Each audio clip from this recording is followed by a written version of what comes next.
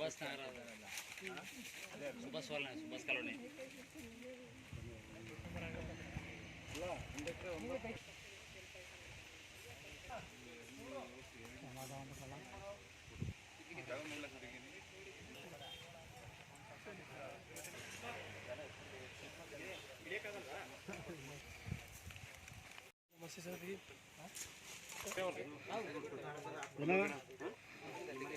ಮಾಡ್ತೀನಿ, ಒಂದು ನಿಮಿಷ ಮಾಡ್ತೀನಿ. ಹಾಂ ಸರಿ.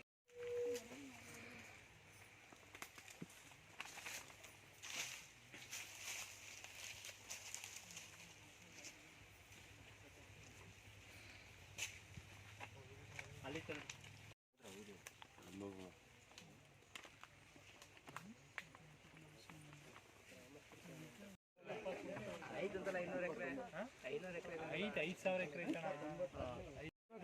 ಅಲ್ವಾ ಮರ ಕಡೆ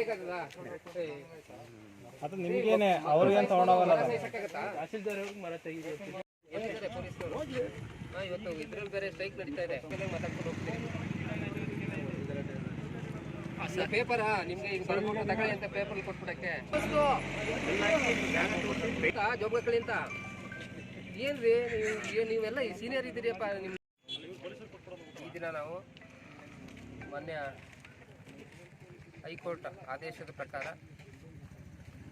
ಎಕ್ಸ್ ಸರ್ವಿಸ್ ಮ್ಯಾನ್ಗಳಿಗೆ 4 ಜನ ನಾಣಯ್ಯ, ಶಿವನಂಜಪ್ಪ, ಭೀಮಯ್ಯ ಮತ್ತು ಇಕ್ಬಾಲ್ ಅಂತಕ್ಕಂಥ 4 ಎಕ್ಸ್ ಸರ್ವಿಸ್ ಮ್ಯಾನ್ಗಳಿಗೆ ಈಗಾಗಲೇ ಹಿಂದೆ ಮಂಜೂರಿ ಆಗಿತ್ತು 7.5 ಎಕರೆ.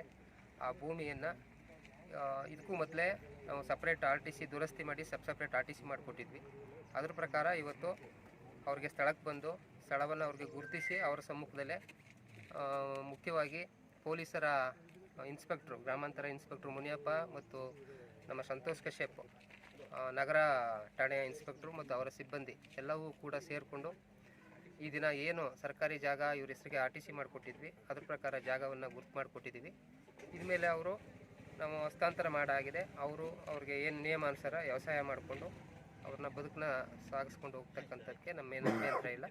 ಈಗ ಸಾರ್ವಜನಿಕ ಸಮ್ಮುಖದಲ್ಲಿ ಯಾರು ಇಲ್ಲಿಗೆ ಉಳುಮೆ ಮಾಡ್ತಾಯಿದ್ರು ಮತ್ತು ಇಲ್ಲಿವರೆಗೆ ಯಾರು ಗಿಡ ಬೆಳೆಗಳನ್ನು ಬೆಳೆದು ಸುಮಾರು ವರ್ಷದಿಂದ ಅನುಭವದಲ್ಲಿದ್ದರು ಅವರ ಸಮ್ಮುಖದಲ್ಲೇ ಅವರ ಎದುರುಗಡೆ ಇವ್ರಿಗೆ ಹಸ್ತಾಂತರ ಮಾಡಿಕೊಟ್ಟಿದ್ದೀವಿ. ಇಲ್ಲಿಗೆ ನಮ್ಮದು ಸರ್ಕಾರಿ ಕೆಲಸ ಏನು ಘನ ನ್ಯಾಯಾಲಯದ ಆದೇಶ ಇತ್ತು ಅದು ಇವತ್ತು ಕ್ಲಿಯರ್ ಆಗಿದೆ.